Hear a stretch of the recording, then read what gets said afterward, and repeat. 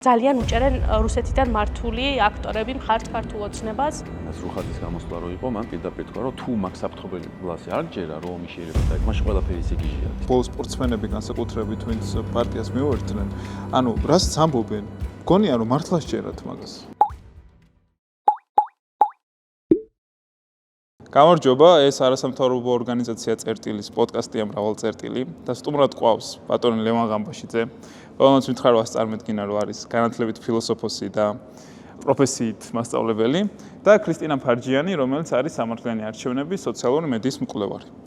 მოკლედ, რისთვისაც ახლა ეს წარმოსადეგი ხალხი შევკრიბეთ, არის ის, რომ ვილაპარაკოთ საინფორმაციო ომზე. რუსეთის საინფორმაციო ომზე საქართველოში ზოგადად რა არის, რამდენად საშიში სახეა ეს ომის, რატო იყენებს რუსეთი მას ასე ხშირად, რომ თავის ინტერესები გაატაროს სხვა სახელმწიფოებში და განსაკუთრებით საქართველოში, მოკლედ აი რისი მსხვერპლი ვართ. მინდა რომ ერთიჯერ ეს ახსნათ და მე უფრო ნელ-ნელა გადავიდეთ ქართულ რეალობაზე ვილაპარაკოთ და მე ზოგადად განვიხილოთ, როგორ შეიძლება ჩვენა პროპაგანდას ვებრძოლოთ, რა უნდა გავაკეთოთ ამისთვის და ასე შემდეგ. მოკლედ, ჯერ დავიწყებთ თქვენ ბატონ ლევან, თუ შეგიძლიათ ზოგადად გითხარით ეს საინფორმაციო ომი, როგორც ომის ერთ-ერთი სახე და ჩემი აზრით ძალიან საშიში სახე. ხო, და უძველესი ალბათ, იმიტომ რომ რაც ინფორმაცია არსებობს მისი გაყალბების საშუალება, ხო, ანუ სადღაც წყაროდან და მიმღებამდე არის რაღაცა გზა, გასავლელი და ამ გზაზე ყოველთვის შეიძლება რაღაცა სხვა რაღაცა მოხდეს და манипуляция გააკეთო და პოლიტიკაზე როცა ვსაუბრობთ, პოლიტიკაში დეзинფორმაცია იყო ყოველთვის მექანიზმი, იქნება ეს თქვა, რა ვიცი, გარეშე მტერის გაშავება, შიგნით ოპონენტის გაშავება პოლიტიკაში,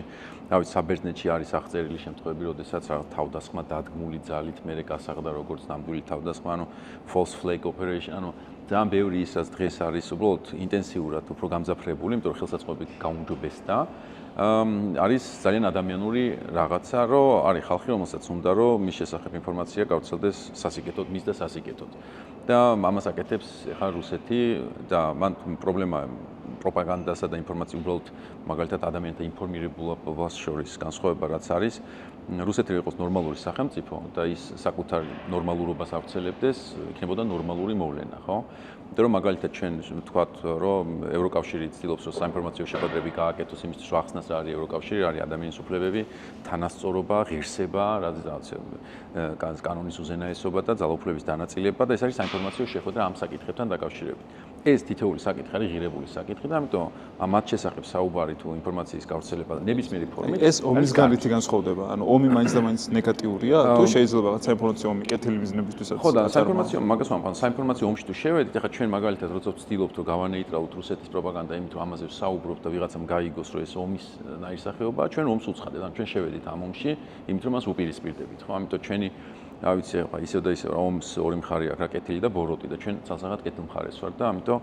რა ვიცი, ჩვენც ვაწარმოებთ საინფორმაციო ომს. ოღონდ ამ საინფორმაციო ომში იგივე მეთოდებს იყენებ თუ არა მანდ არის რა სხვაობა. მაგალითად, მე ხა ძალით ავდგე და მოვიტყუე ევროკავშირის შესახებ და რაღაცა აბსურდი ვავრცელო.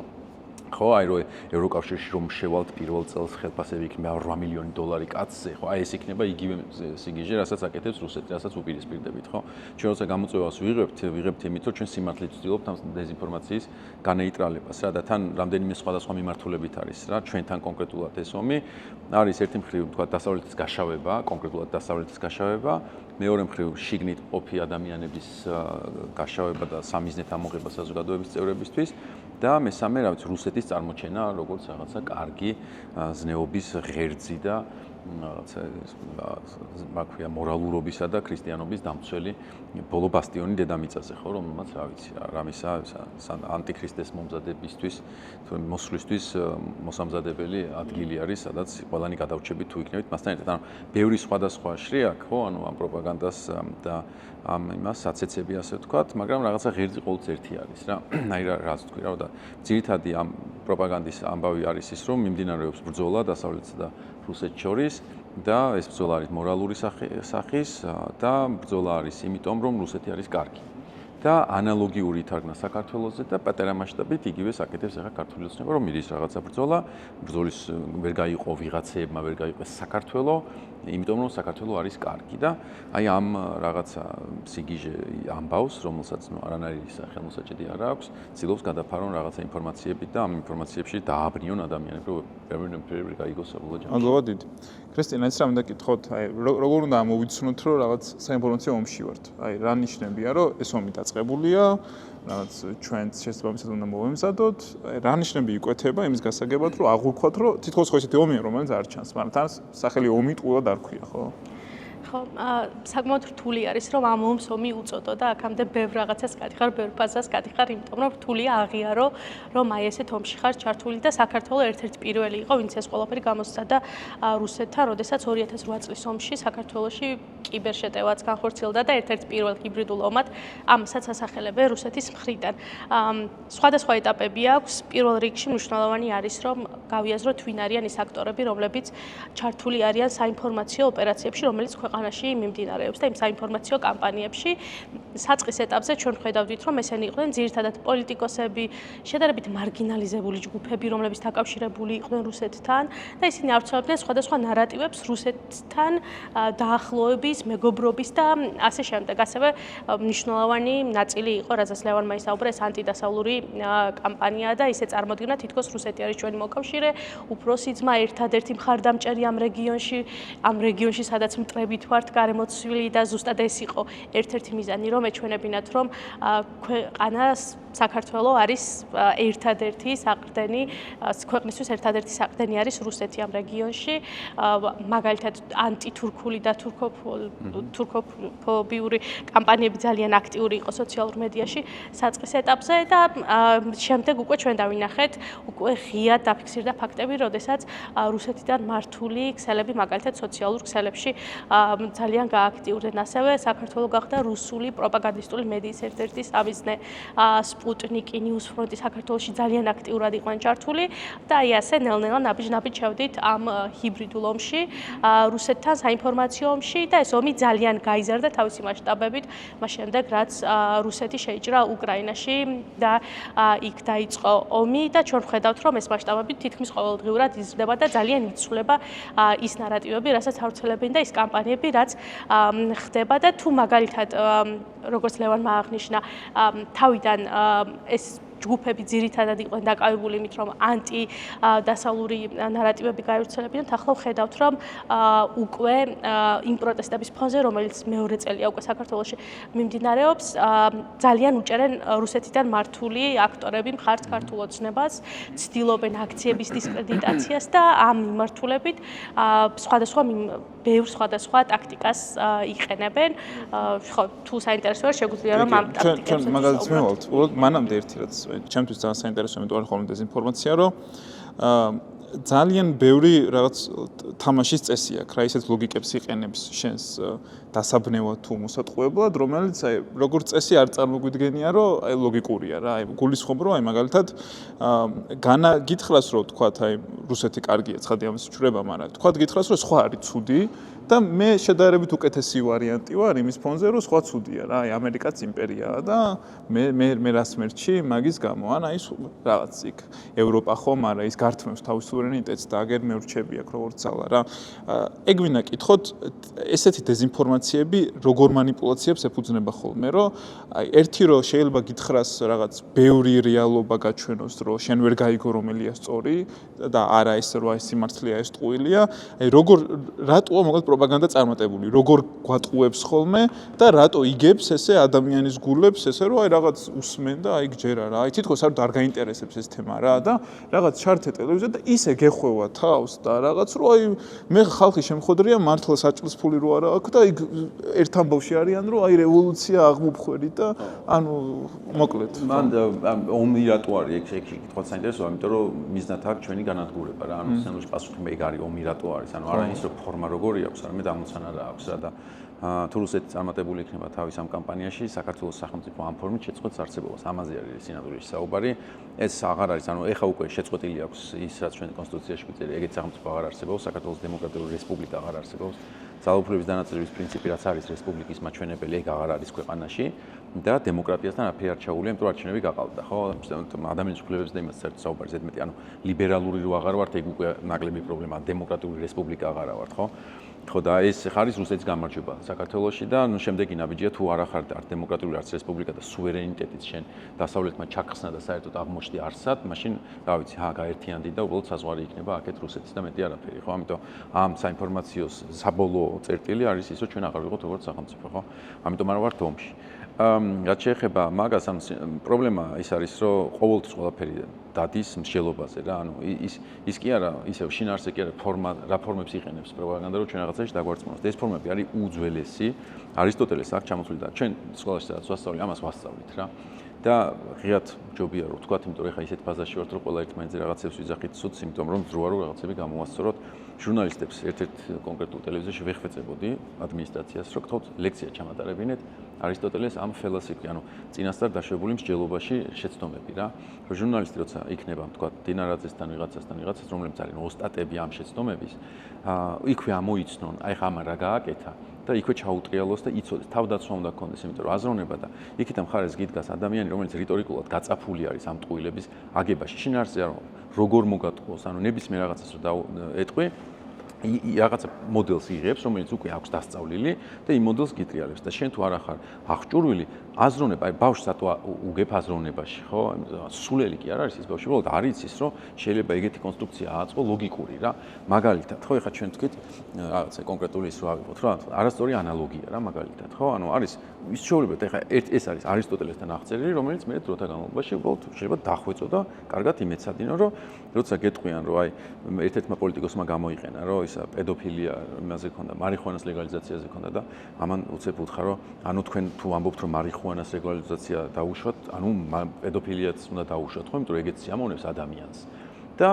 ერთი წამი ის გაქვს, რომ ხო, მაგაზე არ მიფიქრია რა და უცებ მე ოდნავ დაფიქრდები და მიხვდები, რომ მარიხუანაში ერთი კაცი მონაწილეობს და მოხმარებაში და პედოფილიაში ორი და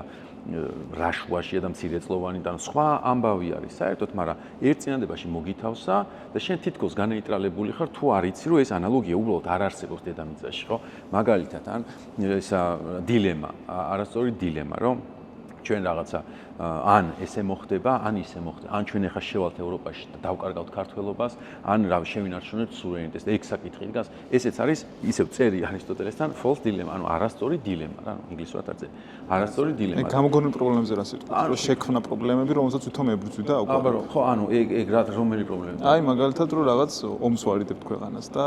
ან რაღაც გარდატრიალებები იგეგმება და ასე შემდეგ. გამოიგონო პრობლემა, რომელსაც რეალურად არ არსებობს, მაგრამ შენ სხვა საჩვენო რომ აი იმას იბრძვი. ხო, მაგრამ მეორე მსოფლიო ომი რა არის თუ არა გამოგონილ პრობლემებთან ბრძოლა, თქვა ანტისემიტიზმი იქნება თუ ებრაული შეთქმულება თუ კომუნისტების მიერ რაიხსტაგის დაწვა და მე კომუნისტების აკრძალვა რა, ესეც ძალიან უძველესი ამბავი, თავარი არ ვიცოდეთ რომ ნებისმიერ მაგალითად ხო მაგდო ამ რო განათლება რითი ვიცავ თავს არის არა ის რომ ვიცოდე კონკრეტულად რუსეთი რას აკეთებს, არამედ როგორც მოქალაქე მე და თქვენ რო ვიკამათოთ ეხა უნდა ვიყო მზად იმისთვის რომ თქვენ არ მომატყუო ჭკუაში, ხო? აი ისო წერდა ილია ჭავჭავაძე რომ წერა კითხვა მე უნდა ვასწავლოთ რომ ვიღაცამ კონტრაქტის გაფორმების დროს არ მოატყუოს, ჩვენ უკვე მაგ ლეველზე აღარ ვართ რომ წერა კითხვა იყოს გარანტორი რომ არ მომატყუო, მე მსჯელობა უნდა ვიცოდეთ ესე და ყველა სკოლაში უნდა ისწავლებოდეს ნებისმიერი მოქალაქისთვის რომ ერთმანეთს რო ეკამათებით ესე უნდა ეკამათოთ და ესე თუ გატყუებენ უნდა უთხრა რომ შენ ახლა ამას აკეთებ და მე ვიცი ეს რა. და მაგალითად ჩვენ რაც უკვე ვიცით და უკვე ცალსახად ვიცით როგორც მოქალაქეებმა და ეს უკვე ზეპირი ამბები იქნება რომელებსაც ჩვენ შვილებს მოუყვებით რომ ნებისმიერი მთავრობა და ამას გერმანიაში ძალიან კარგად იციან რომელიც ახსენებს სიტყვას ხალხის მტერს ის ეგრევე იმ დღეს უნდა ჩამოაგდო ოღონდ ყოველგვარი იმის გარეშე რა ინდივიდუალურად თუ პოლიტიკოსი ახსენებს აი აქცია უნდა მოუწყო გამოაგდო იმიტომ რომ იცი შედეგი ოღონდ შედეგი იცი არა ისე თეორიულად გარანტირებულად ვიცით რომ ნებისმიერი მთავრობა რომელიც სიტყვა ხალხის მტერს ამ შეთანხმებას იმაშება იყენებს ის ხვალ მიიღებს იმას რომ აკრძალავს მოკლავს დახოცავს და ასე შემდეგ ჰაინეს სიტყვები რომ ჯერ წიგნებს წავენ და მე ადამიანებს დაწავენო ეს არ არის აბსტრაქცია გამოვიარეთ ბევრჯერ რა და ქართულ საზოგადოებას სამწუხაროდ ეს გამოცდილება რაღაც მივიწყებული ქონდა, იმიტომ რომ ხალხის მტრები მაინც უფრო საბჭოთა კავშირის ადრინდელი სტალინური პერიოდის ის არის, ხო? ძირითადი ინსტრუმენტი და ხრუშოვმა დაგმოდა, თითქოს აღარ იყენებდნენ, მაგრამ აი უცებ აღმოჩნდით ამ სიტუაციაში და ვისაც ეგ წაკითხული ქონდა, თქვათ ისტორია, ორველი, სტალინი და ასე შემდეგ, ეგ ეგრევე ყოველას ის ქონდა რა, რაღაცა ობობის ინსტინქტი სპაიდერმენიდან, რომ ოპ, რა იწყება ეს რა, ანუ აგენტი როცა ახსენეს, გავგიჟდით ყველანი რა და საზოგადოების დიდი ნაწილისთვის ეს იყო, რომ ნუ აი არაფერი რა, ანუ ეს რომ შეიძლება გამოიგონო, მე ამ გამოგონილი რაღაც საფრთხებულად გამოიყენო იმისთვის, რომ ხალხი დახოცა, უბრალოდ ისტორიად არ იყო ჩვენს ცნობიერებაში ესე აღმოჩნდა რა და დღეს უკვე ვართ რა მაგის წინაშე, ვნახეთ ამის შედეგები და არის შანსი რომ თქვა, იმიტომ რომ თუ დააკვირდებით ახლა ბოლოს სრუხაძის გამოსვლა რო იყო, მან პირდაპირ თქვა, რომ თუ მაგ საფრთხებელს არ ჯერა, რომ ომი შეიძლება დაიწყოს, მაშინ ყველაფერი სიგიჟე არის. რა, მაგ წერტილზე მივედით, როდესაც უკვე ეგენიც სვამენ შეკითხოს, რომ აი ეს სიგიჟები რაც აკეთ ხალხი აწამე მარშრუტკებში, ცემე რაღაცა დასისხლე, ესკენი გადაიმტერე, აღარაგად პარტნიორობა და რისი გულისთვის, ანუ ომი არ იყო, ანუ არ იწყებოდა და ანუ უკვე მაგ ხალხმა დაიწყო მაგ თავარი საფრთხებელის დახურვა, მაშინ დამიმტკიცე რომ ეგ მართლა ხდებოდა და ამ ყველაფერს გავამართლებ. ამას ეხვეწებოდა სინამდვილეში იმედის დირექტორი, რომ დამიმტკიცე რომ ეს იყო რომ ესენი გაგიმართლო რა და რაღაცა მგონი მაგაში შემეპარება. ეგ იყო ძალიან საინტერესო, რომ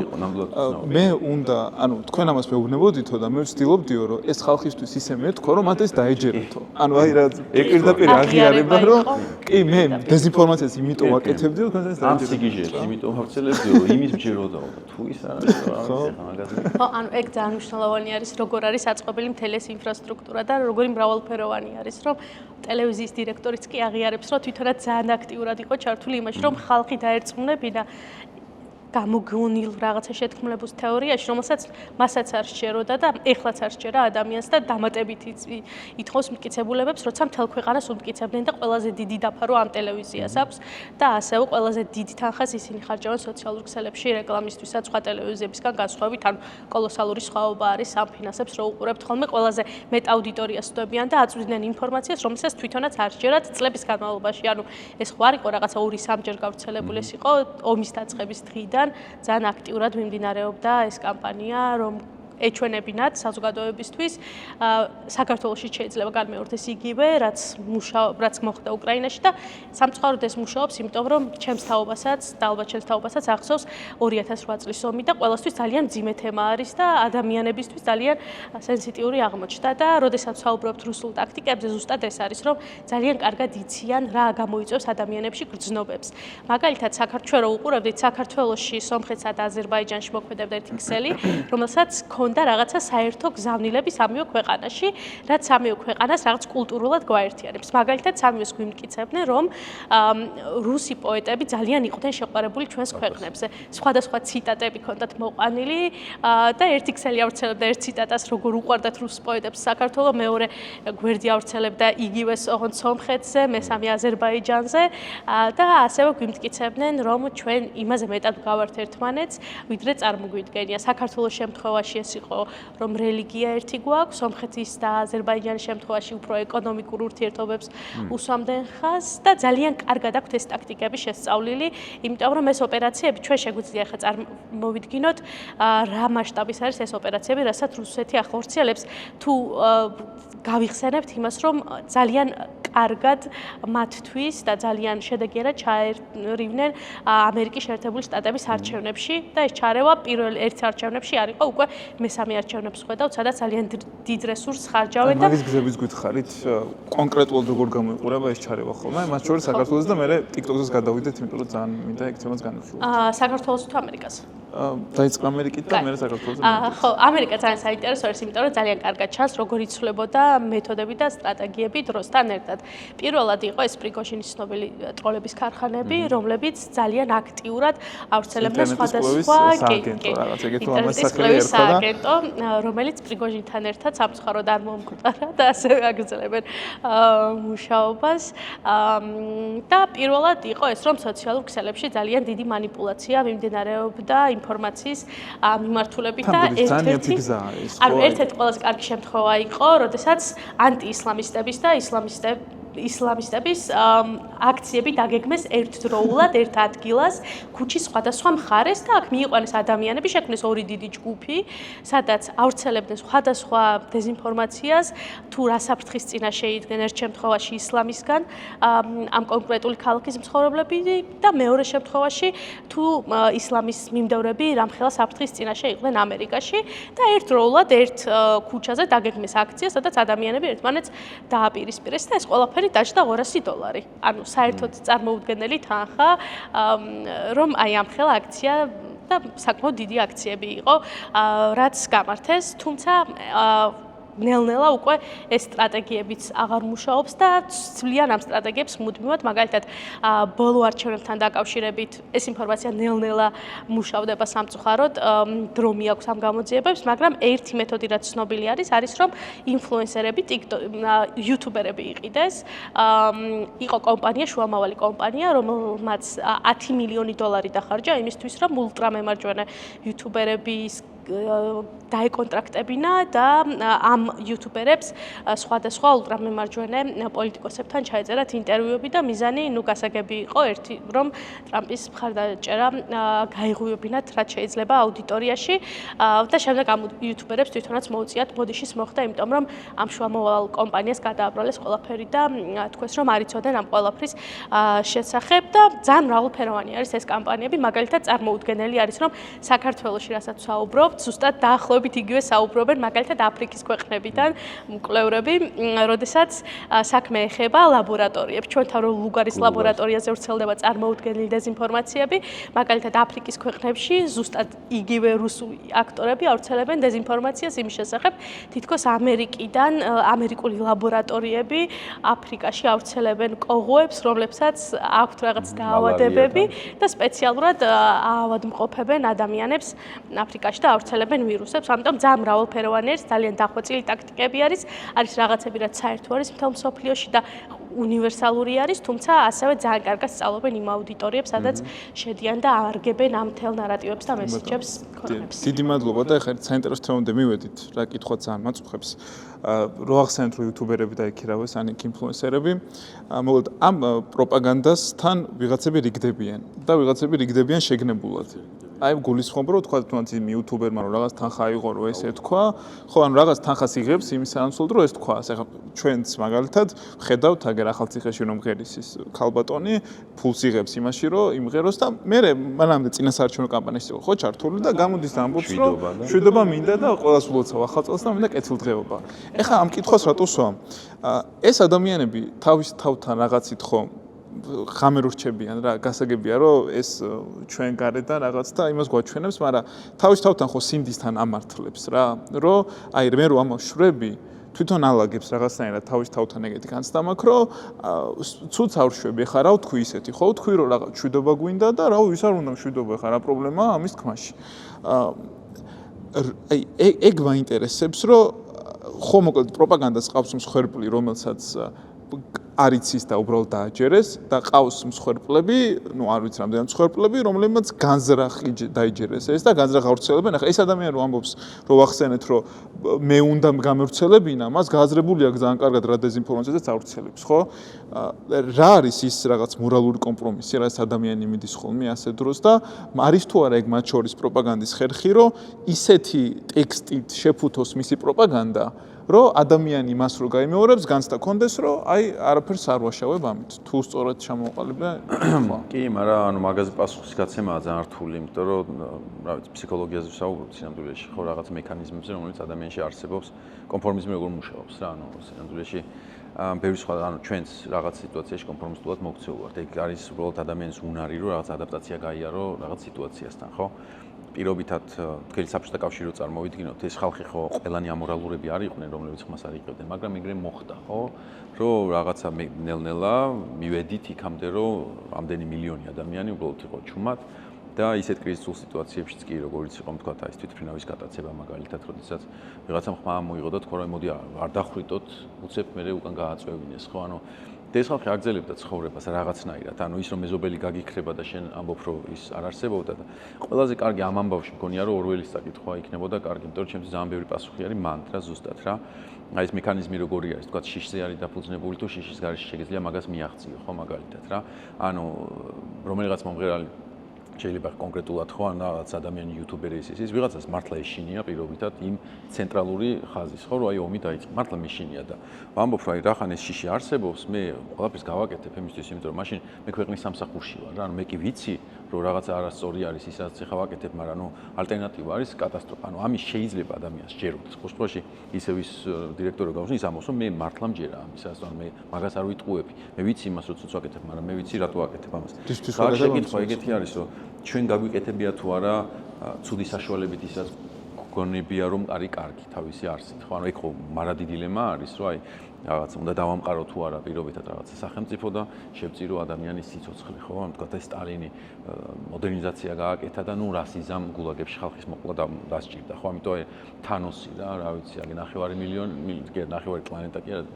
სამყარო გაანადგურა მაგრამ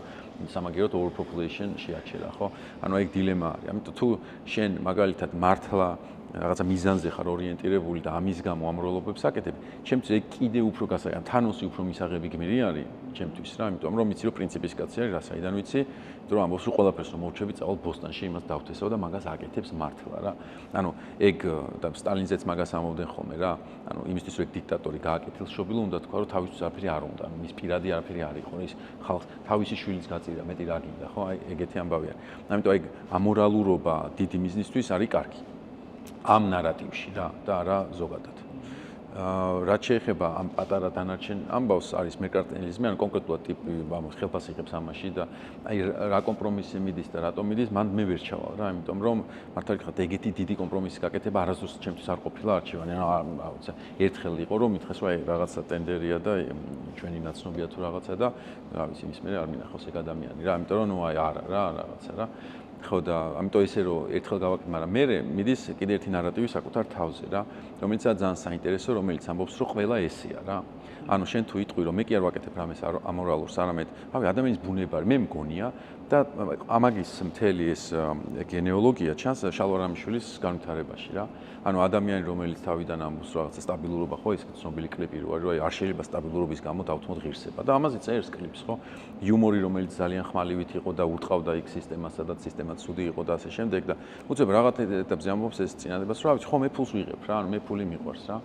და უცებ მე ღიათ ამბობს რომ ხო მე პროპაგანდისტი ვარ რა და ამას ამბობს ორი ახალგაზრდასთან დასწრებით თუ გახსოვთ და ერთი ეთანხმება რომ ხო მეც პროპაგანდისტი და მეორე არ ეთანხმება და ესენი ორი რომ კი ხარ რა ანუ ხო ხარ პროპაგანდისტი ანუ პროპაგანდისტი ცუდია რა როცა ანუ ეს სახელწოდება არის ძალიან ცუდი რა ანუ შეუძლებელია იყო კარგი რაღაცა ჩვენ თქვით რომ შეიძლება პროპაგანდა აკეთო რეკლამაც პროპაგანდა არის მაგრამ გამარჯობათ მე ვარ პროპაგანდისტი არის თქვა მე ამ იდეის მომხრე ვარ მე ამ იდეას შეუწყობელს რომ გავრცელდეს ხო ანუ სხვანაირად აღწერ ამას პროპაგანდის ცალსახად არის ნესვალავეობია რა ხო და ტიპს როცა გეუბნები რომ კი ხარ რა და ოღონდ ცუდი კი არ არის აი ამას თარგმნიან რა კარგი არის ცუდი და მორჩა რა ანუ შენ უნდა გადათარგმნო და ამას როცა ითარგმნი შენ ამბავში აი კაი ბიჭი რო ერქვა იმას რაც იყო კრიმინალი რა ო ის ვინც ჩაგრავდა ის ვინც ურტყავდა ბულინგის სკოლაში ფულს ართმევდა ის აი ამას ერქვა ხო კაი ბიჭი ანუ გადაარქვი სახელი და თქვი რომ არა ყველანი მასე ვართ რა ხო და აი ეგ კონფორმიზმი მე უცებ გაწყნარებს რა და ამბობ რომ ხო არა გავაკეთე ცუდი ვის არა შე რო ყოფილიყავ ამას ხშირად მეუნებიან ხო რომ ამბობ რა კორუფცია ცუდია და რაღაც მეუნებიან შე რო იყო არ გააკეთებდი პასუხი მარტივი არ გავაკეთებდი რა ანუ პრინციპული პასუხი არის ეგ ტექნიკურად 100%-ში არ გავაკეთებდი თუ არა ეხლა ადამიანები ვართ და თავს ვერ დავდე ხო ანუ სიტუაციაზე მაგრამ ეხა ამ გადმოსახედიდან გეუბნები რომ არ გავაკეთებ იმიტომ რომ მქონია რაღაც სიტუაციებში ჩემი თავი ვიცი და არ გავაკეთებდი და როგორც კი შეიწყებ შენი თავის შესახებ ამ ნარატივის თხრობას რომ უბრალოდ ადამიანი ვარ სისუსტეები მაქვს ხო ცოლი მიყვარს დავნიშნე ამიტომ საკრებულოს უფროსის მოადგილეთ ხო ნუ რასიზამ ბიძაშვილი იყო ამიტომ მივეცი ის რაღაცა ხო ტენდერი მოვაგებინა შე რასიზამი და მე ამას კიდე ერთი დიდი სიბინძური ემატება რაც ეგენი ქართველობას ეძახიან ყველაზე მისი ცუდი გაგებით რომ გატანა აი დანიშნა ნიშნავს გატანას ტენდერში მოგებინებთ მაკაცობას ნიშნავს და ასე შემდეგ ანუ აი ამოტრიალებული სამყარო რომელიც ჩემი აზრით ცალსახად იმიტომ რომ ილია ჭავჭავაძე მაგალითად ერთ-ერთ წელში წერს რომ ბანკშიო მოვიდა ვიღაც კაცი ყვიროდა რომ მე ამ ადამიანის საზოგადოების წევრი ვარ შემიშვიდო და შვიდი იყო დაწყებულიო რა და უთხარით რომ ბანკი მუშაობს 6-მდე, ვერ შემოგიშვებთო რა და იმან რომ გაჭედაო, რომ აი მე იცით ვინა ვარ და რაღაცა და ქვეყანა ეგრე არ მუშაობსო რა. ანუ ილია ჭავჭავაძის ქართველობა იყო წესების ქართველობა რა და იყო მორალური ღირსების ქართველობა. და ამათმა გადაწერეს რუსებმა, გადაგვიწერეს, ცუდს კარგი ქვია, კარგს ცუდი ქვია და ეხლა გეუბნებიან რომ ნუ რა მოხდა, ხო ფული უნდა აიღო რა, ერთხელ ცხოვრობ. და მე აი ამ რაღაცა გიჟური რაღაცა კოლოსებს თუ კოლონებს აკეთებენ, რომელზეც აყრდნობენ თავის ამ ამორალურ ცხოვრებას. ამიტომ მან თუ ეგ თუ აიშენე, ეხლა შენი გადმოსახედიდან უკვე პრობლემური არის, რომ უყურებ რომ ხო არ ჯერა, ხო ვიცი რომ ზუსტად არ ჯერა რა, პაპუაშვილს ხო ვიცი რომ არ ჯერა რა, GIZ-ში აქ ნამუშევარი ვიცი თუ არ ჯერა იმას რაც ლაპარაკობს. ხო და ბოდი ეგ ყველაზე ვიცით, იმიტომ რომ მე განცდა მაქვს რა ის ბოლო სპორტსმენები განსაკუთრებით ვინც პარტიას მიუერთდნენ. ანუ რასაც ამბობენ გონია რომ მართლაც ჯერათ მაგას. მაგრამ ანახენ ხო არ არიან პირველადი მსხვერპლები იმ პროპაგანდის. სპორტსმენებსაც შეეხება მან საინტერესო ჩემთვის არის ის რომ კიდე ერთი რაღაცა არის, რასაც ხშირად იყენებენ ხოლმე თუ გახსოვს, ანუ პროპაგანდა ცალკე არ არის რა, ყველა დანარჩენ სისტემასთან არის რაღაცნაირად გადაფენილი, ხო? რა ვიცი, ჰანა არენტი აღწერს რომ პროპაგანდას მარტო ძალა არ აქვს, ძალადობა თუ არ მიაშველე, მაგიტომაც ფიქრობ რომ საქართველოში ჯერჯერობით პროპაგანდა უფრო სუსტი იყო ვიდრე რუსეთში, ამიტომ იქ ბევრად უფრო მურტალი ძალადობრივი ის აქვს, ხო? და დაიწყეს აქაც. მაგრამ ეხა დაიწყეს, ზუსტად ეგ არის რა, მუღამი რომ ეხა უკვე მაგით აბალანსებენ, იმიტომ რომ ეგ უნდა ექნათ, ყოველთვის ეგრე არის. მაგრამ ნუ ერთ-ერთი არის ის რომ თქვათ რა ტიპის სახელმწიფო შექმნეს, ვინ არის ცენტრში და ვინ არის ყველა დანარჩენი. და ესენი ამბობენ რომ ჩვენ ვართ ამ კაცის ხალხი რა. ოღონდ აი ბოლომდე მიძღვნილი ვართ ამ კაცზე. ანუ ჩვენი არსებობა არაფერი არსებობს. ჩვენი კი არა. ქვეყნის სუვერენიტეტი არ არსებობს ამ კაცის გარშემო. პირდაპირ ამბობენ ამსაც არის კატასტროფა, ხო რა, სახელმწიფო ხარ, ამდენი მილიონი კაცი ცხოვრობს და ამბობენ რომ აი სუვერენიტეტის გარანტორია, წესრიგის გარანტორია, მშვიდობის გარანტორია. ხო და ერთ-ერთი არის დავალება რა, აი დავალებული ვარ. თუ ვატყობთ აი ყველა ის პრინციპული ტიპი, რომელიც მე ოცნებიდან გამოდის, ეს დარჩენილები ეუბნებიან რომ მან უღალა და კაცად გაქცია. აი ამას წარმოიდგინეთ თქვენ ყველა უნდა დავფიქრდეთ რა, საკუთარ თავზე ესე როგორ უნდა ილაპარაკო, რომ ვიღაცამ კაცად გაქცია რა. მე ყველა ჩემი მასწავლებლის მადლობელი ვარ და ჩემი მშობლების მადლობელი ვარ და ყველა იმ ადამიანის, ვინც შემხვდა და რაღაცა ჭკუა დამარიგა და დამეხმარა და კი ბატონო რა, მაგრამ ვინ მაქცია მე კაცად რა, ხო? ანუ აი რა ვიცი, კონკრეტულს დავადებ ერთხელს, როგორ უნდა გავაკეთო ეგ, ხო? ხო და აი როგორც გითხარით რა, ანუ ვგძნობ, ვაღიარებ 8 წელს ვიღაცეების, მაგრამ რაღაც საკითხებს შემიძლია შევეწინააღმდეგო, ხო? და ესენი ამბობენ რომ არა, რას აკეთებ? ეს კაცად გაქცია, რომ შემოუბრუნდი და აი საკუთარ ხელს რომელიც გაჭმევს, აი ეგეთ რაღაცებს იძახი, ანუ საკუთარი თავის აქ მაქვს განოლებული და აი ამ დავალებაში მაგალითად ღრმად დარწმუნებული ვარ სპორტსმენებს ცოტა ისიც ჰქონდათ რომ აი მილიონი მოგცა რა კაცმა რა ხო და ეხლა უნდა დააბრუნო რაღაც ეგრე არ არის მაგიტომ არის ეს ამორალური სისტემა იმიტომ რომ ამათი მოცემული თითო თეთრი მე რაღაცას ითხოვს უკან რა მასწავლებლებს ეუბნებიან რომ თქვენ ხელფას გერიგებთ და ეხლა უნდა ილაპარაკოთ რაც გეუბნებიან მათ კიდე პლუს ეშინიათ რომ სამსახურიდანაც გააგდებენ და ამიტომაც ხედავ მასწავლებლებს რომლებიც ხედან და აკომენტარებენ ამ სიგიჟეებს და მართლა ტროლები როა ნახევარი მასწავლებლები არიან ხო აგერ ადმინისტრაციული დასაქმებულები და ეხლა პლუს სპორტსმენები დაემატა თორე მაგ სპორტსმენებს რა ვიცი ხო ნახეთ ერთ დღეს გამოვიდნენ თქვენს რა ვიცი სალომე ზურმუში მშვენიერი ქალიო და ფიქრები ამოუწიეს ის ხელის ტორმოზი და მეორე დღეს გამოვიდა არა მე მაგას დავწერა ჯერ სტაჟიორია მეთქი ახალი ხო ნელ-ნელა ხო და აქ დაეშლება თუ ვატყობ ჯერჯერობით ეგ ემოციური ხალხია მაგალითად წინ თუ აგინებენ ხო იმიტომ რომ უკვე ნახეთ ალახაძის რაღაცა კატასტროფა მიმოწერა პოლიტიკოსი გახდი მილიონი გაქვს ნაჩუქარი იმას სახელმწიფო ჩვენი გადასახადებიდან რატომღაც დაგაჯილდოვეს და ეხა ნომერს მოგცემენ სადაც გინდა მანქანას იქ გააჩერდა ბასლენზევი და კიდე რო გამოდიხარ მოქალაქეებს იქით აგინებ ხო ნუ ეხა შეირგე რა და გაჩუმდი რა მაგრამ ჯერჯერობით მათ ეს ემოცია აქვთ განსხვავებით ყველაზე მაგათი ნომერი პირველი ადამიანისგან, რომელიც უკვე მართლა უკვე ეჭობთ ადამიანი შერჩა თუ არა საერთოდ ამ ემოციას რა. მადლობა ძალიან. ქრისტიან, შენ რას ფიქრობ ამაზე? არიან თუ არა ისინი პირველი მსხვერპლი პროპაგანდის თუ ეს მეს რთულია, მაგრამ აი რაღაცნაირად გონია ამით მივაგნებთ პროპაგანდის მუშაობის პრინციპს, რომ აი ცოტა ხნის წინ წავკითხე, ძალიან დამახსოვრდა, რომ მონამ არ უნდა იცოდეს, რომ მონა არის და თვითონ ხო რაღაც ამოდებს რომ უსმენ, ან ძალიან კარგი მსახიობები არიან ან მართლა რაღაც ძალიან დააჯერეს, რომ აი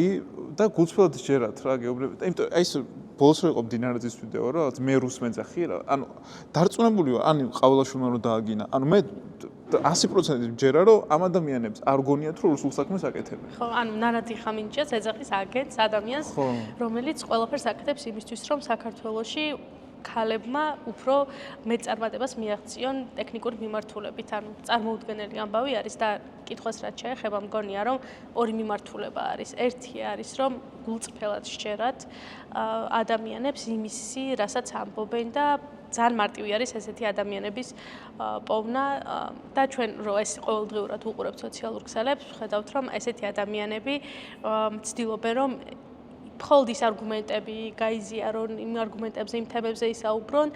რაც მათთვის არის მნიშვნელოვანი. მაგალითად, ეხლა ბოლო პერიოდში გამოიკვეთა, რომ რელიგიური მიმართულებით არიან აქტივისტები, რომლებიც აი ამ მიმართულებით ძალიან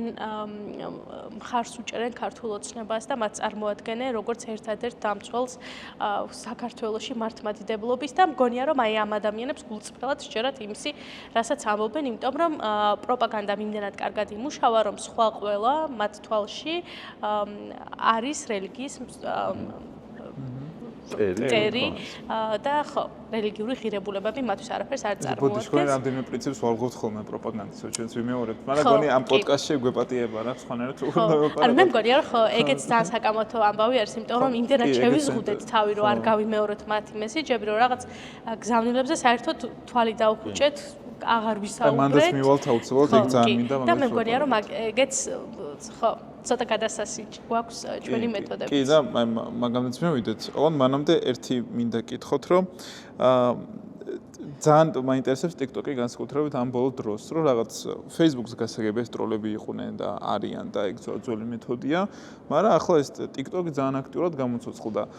სხვადასხვა მე მგონია რომ ძალიან წარმატებულია ის, რასაც ჩვენ ყველანი ვაკეთებთ, რომ ჩვენ ერთი ვიდეოთი და რაღაცებს გავრცელებით, ზვანიც დიდ იმას ვებრძვით, მაგრამ როგორ ითვისებენ ამ TikTok-ს და რა ხერხებს იყენებენ მანდ, იმიტომ რომ ერთი ძალიან საინტერესო ხერხი ის არის, რომ რაღაც თითქოს სულ სხვა არხია და ეგ ძალიან ნაცადი მეთოდია, არა ჩვენთან დაწყებული ცხადია, რომ აი სხვა რაღაცაზეა და რაღაც ჩუალეთში შეუშვებენ, აი თქვა ის რა ხდება რო არის, ხო? მან ზოგი აქვს ძალიან ჩულებრივი კითხვები, მაგრამ უცება აქვთ რომ რაღაც დაახასიათე მამუკა ხაზარაძე სამი სიტყვით და ან სალომე ზურაბიშვილზე რას ფიქრობთ და ვიღაც აი ძალიან ტიპურ მოხუცის ქალბატონი, რომელიც შეიძლება გულწრფელად მართლა ფიქრობს, მაგრამ საუბრობს რომ აი რაღაც იმედები გამიცრუა და აი თან იმას იწვევს რაღაც ემოციას, ხო? ეს ხო და აი როგორ აითვისეს ეგ სივრცე და ხო მე გადავიდე ტროლებზე, რომელიც აი ძალიან ის არის, აი ვიდეოებს ეტყობათ რა, ვინც ვიდეოებს ქნით, რომ რაღაც ვიდეოს დადებ, ზოგჯერ გაქვს, რომ კომენტარი უფრო მეტი გაქვს, ვიდრე რეაქცი და უკვე ხვდები ამდენი კომენტარი რატო მოვიდა და აი TikTok-ზე გვითხარით რა. ხო, მოდი დავიწყოთ იმით, რატომ გადავიდნენ TikTok-ზე. Facebook-ი არის შედარებით და მეტა პლატფორმა, შედარებით ანგარიშვალდებული პლატფორმა სხვა პლატფორმებისგან განსხვავებით და მაგალითად, როდესაც ხედავენ, რომ რაღაცა ჯგუფები ცდილობენ, რომ ეს რეალობა რომ როგორღაც დაამახინჯონ და ხა ჯანსაღ დისკუსიას ხელი შეუშალონ, არავთენტური კოორდინირებული ქცევისთვის, რაც ტექნიკური ტერმინი არის, რომელსაც მეტა იყენებს, შლიან მსგავს ქსელებს. მაგალითად, Alt-Info ყველაზე ცნობილი ამბავი არის, როდესაც წაშალეს და Alt-Info შემდეგ სხვადასხვა პარტიები და განსაკუთრებით ქართული ოცნება იყენებდა მსგავს ტაქტიკებს და შესაბამისად მეტად შლიდა მათ ქსელებს. ერთი მიზეზი ეს იყო, რომ დაიწყეს ალტერნატიული პლატფორმების ძებნა, სადაც უფრო უკეთესად გაზიარებდნენ იმ გზავნილებს, რომლებიც სიმართლეს არ შეესაბამებოდა, არ ღვევდა წესებს მეტასი და შესაბამისად იცოდნენ, რომ წაშლიდნენ მეტადან და მეორე იყო TikTok-ის მზარდი პოპულარობა, იმიტომ რომ თავიდან Telegram-ის სადეს, მაგრამ Telegram-ზე არ იყო დიდი აუდიტორია საქართველოში, ორი პიკი ჰქონდა, ერთი იყო უკრაინის ომის დაწყების დროს და მეორე ისრაელში საბრძოლო მოქმედებების დაწყების შემდეგ და ასევე გადაწყვიტეს, რომ TikTok-ი ძალიან მნიშვნელოვანი იქნებოდა მათთვის, თუმცა ამას წინ უძღოდა აქციები, როდესაც პირველად დააინიცირეს რუსული კანონი და მთელი ეს აქციები ანუ იქამდეც იყვნენ, მაგრამ არა ისე აქტიურად, როგორც მაგალითად ჩვენ ახლა რამდენიმე დღის წინ გამოვაქვეყნეთ ბლოგი როგორ მიმდინარეობს საპოლიციო ძალების მხარდამჭერი კამპანიები TikTok-ზე და აკაუნტების ნაწილი შექმნილი იყო 2022 წელს, მაგალითად 2022 წლის დასაწყისში ან ზაფხულში. ანუ იქამდეც აინტერესებდა TikTok-ი, მაგრამ 2023-ში მას შემდეგ რაც აქციები დაიწყო, ამ აქციების ორგანიზება, აზრების გაცვლა ხდებოდა ძირითადად TikTok-ზე და დაინახეს, რომ ეს ახალი თაობა ჯენზი განსაკუთრებით აქტიური იყო და არ ელოდნენ, რომ სამოქალაქო პოზიციას ასე აქტიურად დააფიქსირებდნენ და შალვა რამიშვილმა აღიარა კიდეც, რომ მათი ერთ-ერთი შერცდომა ეს იყო, რომ გამოეპარათ რო TikTok-ი და ახალგაზრდები და ამის შემდეგ დავინახეთ, რომ ეს კამპანიები გადავიდა TikTok-ზე და აქამდე თუ ხედავდით, რომ კომენტარები იყო რაღაც ავთენტური ანგარიშებისგან და ჯანსაღი დისკუსია მიმდინარეობდა, ეხლა ხედავთ, რომ ძალიან ბევრი არაავთენტური ანგარიში არის, ტროლები არიან TikTok-ზეც და ცდილობენ, რომ დისკუსიას ხელი შეუშალონ და რა იგულისხმება ამაში. მაგალითად, როდესაც შედიხარ რაღაც პოსტზე და 200 კომენტარი გვხვდება, სადაც აფიქსირებენ ერთსა და იმავე აზრს, შენც გიჩნდება რაღაცა წინააღმდეგობა, რომ განსხვავებული აზრი დააფიქსირო. მაგალითად, თუ ყველა ამბობს, რომ რუსეთი კარგი არის, შეიძლება თავი ზედმეტად არ შეიწუხო და ამ 200 ადამიანის წინააღმდეგ არ წახვიდე და არ დაწერო, რომ რუსეთი ცუდია. და ზუსტად ამას აკეთებენ, რომ ქმნიან რაღაცა ალტერნატიულ რეალობას და ალტერნატიულ დისკურსს, რომელშიც განსხვავებული აზრის დაფიქსირება უკვე რთული არის. და გარდა ამისა, ჩვენ ხედავთ, რომ TikTok-ზე ძალიან ბევრი ის აქტორი გადავიდა, რომლებიც იქამდე Facebook-ზე იყვნენ და Facebook-თან ერთად TikTok-ზეც არიან და უკვე TikTok-დან აზიარებენ ვიდეოებს, თან ანუ პლატფორმაც ისეთი არის TikTok-ის ალგორითმიც, რომ არ იცი რა ვიდეო გახდება პოპულარული და რა ვიდეო გავარდება. თითქმის არ არის რეგულირებული ამ კუთხით, როგორც ახსენეთ. და პლუს ამას დეზინფორმაციის მიმართულებითაც ძალიან არარეგულირებული არის, პარტნიორობაც საქართველოსთან მაინც და მაინც აქტიური არ არის, მეტასგან განსხვავებით TikTok-თან. ეხლა დაიწყეს თუ არ ვცდები? გრასმა დაიწყო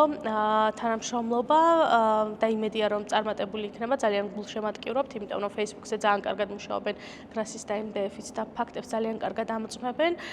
და ძალიან გვეხმარება ეს ყველაფერი იმაში, რომ საზოგადოებას შევთავაზოთ ალტერნატიული ვერსია და რეალობა იმისი თუ რა ხდება იმ ფაქტების უკან რეალურად. ალტერნატიული ის არის. ხო, ნამდვილი ხო, რეალობა. ნამდვილი. ხო, მანდაც მივიდეთ, ეხლა ეგ რაც ქრისტემ ახსენა ძალიან საინტერესოა. თითქოს ეხლა ბოლოს ყველა რაღაცნაირად ძალიან აქამდე ვიყავით შეთანხმებული ეს სამოქალაქო საზოგადოება, პოლიტიკური ოპოზიციური პარტიები, რომ მათ რამდენიმე რაღაც სტრატეგიულ დუმილს ვიყენებთ, მათ რამდენიმე მესიჯზე და არ პასუხობთ შეგნებულად, იმიტომ რომ თუ შევყევით ანუ მან თქვა ეგეთ დილემაა, რომ თუ უპასუხოდ ტოვებ, ნიშნავს, რომ აი პასუხი არ გაეცი და შერჩა, თუ პასუხი გაეცი, პირიქით ეხმარები იმ ცუდის გავრცელებას. ეხლა მესმის, რომ ეს მეტწილადად საკითხზეა დამოკიდებული და ძალიან რთულია რაღაც მივაგნოთ, მაგრამ აი ცოტა რეფლექსია რო ვქნათ იმ პერიოდის, რაც გამოვიარეთ. იყო თუ არა სწორი ის, რომ დავაიგნორეთ მაგალითად ომის თემა და ამაზე ისე მკაფიოები არ ვიყავით, როგორც შეიძლება ყოფილიყავით. თუნდაც იქ LGBTQ+ თემის ამბავი კანონთან დაკავშირებით რა იყო სწორი, ოღონდ არა კონკრეტული მაგალითები განვიხილოთ, არამედ აი ამ მაგალითებზე დაფუძნებულად ზოგადად როგორ უნდა უპასუხოთ პროპაგანდას, იმიტომ რომ ხა ცოტა ხნის წინ გავიხსენე, რომ პოზიტივის დოკუმენტურში რაღაც რამდენიმე წუთია ამოჭრილი, ძალიან ისეთი ინგლისურად არის და ნათარგმნია აბსოლუტურად სხვანაირად, იმიტომ რომ მე გავშიფრე რეალურად რასაც ვამბობ და მე ამას საჯაროდ არც არაფერი არ მეთქვამს არასდროს, პასუხი არ გამიცია. მე უბრალოდ გავიაზრე ის რეალობა, რომ ვიღაც ახლა მართლა ვინც ამას უყურებს და ეს რაღაც დოკუმენტური ფილმები ნახა და ეს ჩემი მომენტი ხდება, რომ რაღაც ისეთი იმაშვები ეხლა იმ ადამიანს მართლა ჩემზე რა განცდა აქ რა, მაგრამ ეხლა რა იქნებოდა სწორი, მე მეპასუხა და სხვებსაც გაეგოთ რომ აი ესეთი რაღაც ხდება თუ ის როგორც უპასუხოდ დავტოვე. ცოტა გზალად გამოვიდა, მაგრამ რაღაცნაირი დილემაა და აი მაგაზე მაინტერესებს თქვენი აზრი და მე ქრისტიანა შენს. ხო, ისეთი ცალსახა პასუხი გამიჭირდება, რაღაც მაინც ტაქტიკების საკითხია, ხო, ზოგადად რას ანუ ვინ და რას აირჩევს თავის სტრატეგიად, ხო, ანუ რა ვიცი, ვის უნდა ეპასუხა არასამთავრობოებს, პოლიტიკოსებში და სამოქალაქო საზოგადოება ცოტა მიძინებული იყო მაშინ ხა შარშან როცა პოლიტიკა, ანუ გადავწყვეტეთ რომ არჩევნები იქნებოდა ჩვენი საომარი და ამიტომ მაგველზე პოლიტიკოსებს დაუთმეთ და მათ არჩიეს დუმილი რაღაც საკითხებზე და ოკეი, რა, ანუ ინდივიდუალურად შეიძლება რაღაცებზე გვიგამათად, მაგრამ მე არ ვიყავებდი თავს რა, მაგალითად ამ პოსტებსაც წერდი და ტელევიზიაშიც რომ მიდიოდი ხოლმე, მაგრამ მაგას ვატყობდი, რომ იქნებ არღან და სხვა რაღაცაზე გადავიდეთ, ხა, იმიტომ რომ მე მივხვდი, რომ მართლა რომ აი არ გვინდა რა. პრობლემა ომის შემთხვევაში ცალსახად მაგას ვფიქრობ რა, რომ იყო სრული კატასტროფა, რაც ქენით იმიტომ რომ სინამდვილეში არა თუ ჩვენ რაღაც უნდა გაგვენეიტრალებინა, ჩვენ რაც გვინდა იმით ნეიტრალდება ომის ისტერიკა, ხო, ევროკავშირით რა. ანუ ჩვენ თუ ომი არ ვახსენეთ, ვერ ვამბობთ ევროკავშირი რატომ არის კარგი და ევროკავშირის პირველი და უპირველესი ხიბლი არის ის, რომ ომი არ ყოფილა მეორე მსოფლიო ომის მერე, ხო? ანუ ეს არის სივრცე მართლა შეძლო და ეხლა ვინმე მართლობს რომ გერმანიას საფრანგეთს რო სისხლიანი ისა აქვს, მეზობლობა აქვს, ეგრეთი უნდა და აი ჩვენ რეგიონში, აი ჩვენ უფრო სხვა რეგიონი ვართ, აი ეგეც რეგიონი, ანუ ევროპის ისტორია არაფრით არ განსხვავდება ჩვენი რეგიონის აღმოსავლეთის ისტორიისგან, ხო პირობითად რა. ანუ ქვემოთ რაც ხდება. ხო და აქედან გამომდინარე ის რომ რაღაცა იმათმა უფრო იმიტო შეძლეს რომ სხვაგან არიან და ეგეც სამეზობლო აქვს და არა. მეორე მსოფლიო ომზე ბრუტალური არ ყოფილა ჩვენთან, რა ვიცი მე, მონღოლების შემოსევა სიტყვაზე რა. ხო და აქედან გამომდინარე რაღაცნაირად პირველ რიგში მაგაზე უნდა ელაპარაკოთ რომ ჩვენ ევროკავშირი იმიტო გვინდა. და რას ამბობდა ოცნება რომ ჩვენ ახლა ევროკავშირზე იმიტო ამბობ თუ არს რომ ეგ მოგვიტანს ომს. და აქედან კამპანია იყო რომ ხალხი არ ვიცი რაღაცა რა აი ხალხს უნდა 83% და ამიტომ ვიცემთ ხმას არ უნდა პირიქით გვეთქვა რომ ევროკავშირში გაწევრიანება მოგვიტანს ჩვენ კეთილდღეობას სამი რაღაც ეწერა ბანერზე რა ღირსება კეთილდღეობა მშვიდობა სამივე არის ევროკავშირის აღწერა და არც ერთ პოლიტიკოს არ უთქვას ნუ ესე ანუ თუ იქიდან იმეორებდნენ ხშირად აქედან უნდა იმეოროთ შენოცვა თუ ამ სამ რაღაცას აღწერ ევროკავშირი რაში გჭირდება საერთოდ მთელი მუღამიც ევროკავშირის არის ის რომ ამ სამი რაღაც მიღწევა შეუძლებელია ევროკავშირის გარეშე ანუ ვიცით რომ შეუძლებელია არც ღირსება არ არის დაცული სხვაგან ევროკავშირის გარდა ამ დონეზე თორე შეიძლება რა თქმა უნდა ეხლა რა ვიცი ირანში ჩახვია და ვიღაცა არეხებიან იქ ვიღაცის იმას რა ქვია რა შეიხს თუ რაც ქვიათ მაგას რაღაც იმამ სიტყვაზე და მისი ღირსება ხელშეუხებელია მაგრამ იმ ხალხის ღირსებაც ხელშეუხებელია ვისაც თავსაჭრიან და იმას კიდებენ მე ამ ეკრანებზე ხო კეთილდღეობა რა კეთილდღეობა იმ გაგებით არა რომ ვიღაცა ბიზნესმენს ფული აქვს და იძახის რომ ახლა მშვიდობით ვართ კაცო და აქ არაწიოკებენ ბიზნესს. აბა მე გავაკეთო სამშენებლო ნახავ მეორე დღეს რომ ვინ როგორ არ დამაწიოკებს რა ეხლა კალაზეს რო იცნობ და ფულს რო აკეთებ მაგით ნაცნობობით მაგ ბიზნესსაც ნუ მისაღებ და ნუ მეუბნები რომ მშვიდობა არის რა. რა ვიცი შეკრულიყავი თავის დროზე ვინც მაშინ გაწიოკებდა და იგივეინაირად იქნებოდი ხო? და მესამე რაც არის რა იყო მშვიდობა კეთილდღეობა ხო მშვიდობა რა ეგ რა ხარ უნდა ელაპარაკო ხო და აი ეს უნდა ეყვირათ რა რომ მშვიდობაც ისიც იქით არის ევროკავშირში არის და მაგრამ დაუთმეს რა ეგ ასპარეზი რომ ოცნებამ ბოლომდე გაიტანა რა თავის ბანერებიან ყველაფრიანად რა მესმის მაგრამ ძალიანაც არა თუმცა ეს მწვავე უკრაინის თემა უკრაინიზაცია ხო იქიდან რაღაცები გვეწეოდა ხოლმე და ეგეც არავის არ უთქვავს რა მაგალითად არავის არ გაუნეიტრალებია ამბავი იმით რომ უკრაინაში ანუ ომი რუსეთთან არ იქნება რა მაგალითად ეხა უკვე დავიწყეთ მაგაზე საუბარი რის ხარჯზე სირიის შემდეგ რა უფრო თამამად იმიტომ რომ აღმოაჩინეთ რომ საქართველოს ბევრად უფრო ნაკლებად სტრატეგიული შეიძლება იყოს რუსეთის სირია და დათმობრძოლად საერთოდ რა თავის პორტიან ყველაფრიანად რა ანუ ნავთობსადენებს და რაღაცებს კარგავს ხო რომელიც თურქეთზე გაივლის და სირიაზე ცოტა ხანში ანუ რა ვიცი სირია დათმოთ აი არაფერზე უცებ 10 დღეში შევიდა თავი თურქეთი ან ამერიკიანად და ჰეზბოლაზე და იმაზე აღარაფერს აღარ მოიძახი ხო ანუ მოკავშირე აღარ დარჩა საერთოდ და ეხა უკვე ცოტა ჩვენც მოთამამდით რომ თქვა რომ ერთავს ანუ რითი გვაშინებთ რა საერთოდ რითი გვაშინებთ კურსკის ოლქი აქვს წაღებული იმას უკრაინას და ის ვერ დაუბრუნებია და შენ ამბობ რომ ეხა 3 მილიონიან ახალ კონფლიქტს გაიჩენს მეორე ფრონტის თუ იმეს ეშინოდა იყო რუსეთი და არა საქართველოს სინამდვილეში ეგ შიში რასაც ოცნება ახმოვანებდა იყო რუსეთის შიში რუსეთს არ უნდოდა აქ მეორე ფრონტის გახსნა და იმიტომ ყვიროდა ოცნება თორე არავინ ჩვენ არ გთხოვდა მეორე ფრონტის გახსნას ანუ დასავლეთის ინტერესი ეგ არის იყო იმის შიში იყო და პრევენციულად აყვირებინებდა ამას რომ აი მეორე ომი ისა ფრონტი არ გახსნათ ხო თორე რავი 30000-იანი დამატებითი ქართული გაწვნილი ჯარი საკუთარ მიწაზე მაგ იმას რა ქვია რუსულ არმიას ვნახავდით და სუზამდე ისე რა ხო და ამაზე პირდაპირ თქმა რომ ხალხ მაგალითად ახლა მოსწავლეები ხშირად მეკდნენ ქართული ჯარი არ აქვს 3 დღეში აიღებს რავი აგვისტოს 5 დღე ქონდა ომი და 3 დღეში როგორ ჩამოვედით 2 დღე რა მომენტში მოვიკელით რა 5 დღე მაინც ეძახათ იმიტომ რომ გამოცდილება გვაქვს 5 დღიანი ომის რუსეთთან რა და არა 3 დღეში იღებს თბილისს თურმე რა იმიტომ რომ ტანკი უყენია იქ და რამდენი ტანკი უყენია ეგეც ხო ვიცით უკვე ანუ აი ამის ანალიზი არავინ არ გააკეთა შესაბამისად ერთადერთი ვინც აკეთებდა იყო უჩაბაშიძე და ესეც ციხეში ჩასვეს რა არა მარტო აქციებზე ეხა ხვდებით რა საჭირო კაცი იქნებოდა არამედ მაგის გამო იმიტომ რომ ხალხი უსმენდა და იძახდა ძალიან მარტივ რაღაცებს ხალხო სანამ თქვენ საზღვართან არ მოვა ტანკები ომი არ იქნება რა თუ დაიწყება წვნები მობილიზაცია რაღაცა მერე შეგვიძლია დავიწყოთ პანიკა მაგრამ თუ ეს არ ხდება ესე უბრალოდ ხვალ უცხადებ ომს და ეხა კურსკიდან წამოიყვან ტანკებს და სანამ ჩამოვალ 3 კვირაში მე შენ აქ აი ომი მაგ გამოცხადებული ეგრე არ იქნებოდა და აქ რა კონტინგენტი წავს ომი ვერ იქნებოდა. ანუ დრო 3000 კაცი ყავს თუარსტები დარჩენილი და 20 ტანკი. და აქედან მიყავს კიდე აფხაზები და ოსების იქ საუბრად რა ხო და აი ესენი ხო ჩაშლადი არის ყველაფერი დათვლადი არის. მუღამი რა იყო მე რასაც ვიზახდი იყო ყოველთვის რომ რისკი არსებობს. ანუ რუსეთია რისკი არსებობს. ანუ საფრთხე არსებობს რა, მაგრამ შენ როგორ რეაგირებ და ამ რისკს რა, ხა ზაღლიც არსებობს რა და შენ გადახვალ ქუჩაზე თუ გვერდზე ჩაული, ეგ შენზე არის დამოკიდებული. ხო, რაღაცის გამო შეიძლება ჩათვალო, რომ აი 2 მეტრით ახლოს ჩაული თუ 1 მეტრით აზრ. სიფრთხილე საჭირო იყო. აი ეგეც ტყუილი, ანუ ეგ არ თქვა რა ოპოზიციამ თავის დროზე, რომ კი გვესმის ეს, მაგრამ აი ამ რისკებს ჩვენ ესე ვაგვარებთ რა, აი ამ რისკებს მაგალითად ტიპები ამბობდნენ, ეგენი დახურავენ ფრენებს. თქვა ვინმე ოპოზიციიდან რომ რა ვიცი, არ დაუხურავთ ფრენებს მაგალითად, იმიტომ ჩვენ გქონდა ფრენები რუსეთთან, რუსეთმა დაგვიკეტა ჩვენ თავის დროზე ფრენები, ხო? ანუ სავიზო ჩვენ გავხსენით რუსეთთან თავის დროზე, ანუ ეკონომიკური კავშირები კი ბატონო, მაგრამ დივერსიფიკაცია, რა ვიცი, გადაზღვევა, ხო, რაღაცა ნავთობი, გაზი, ის მარტო რუსეთზე რო არ ვიყოთ, ხო, ქართულ ბიზნესს დავეხმარებით, რომ პარალელურად ევროპის ბაზრები კიდევ უფრო, იმიტომ რომ ევროკავშირში უფრო მარტივად გავწერიანთ ასე შემდეგ. ანუ ეგენი რისკები, რაც ხალხის ეშინოდა სინამდვილეში, ეგენი არ გადაუწყვეს, ხო, ორნიშნა ეკონომიკური სხვა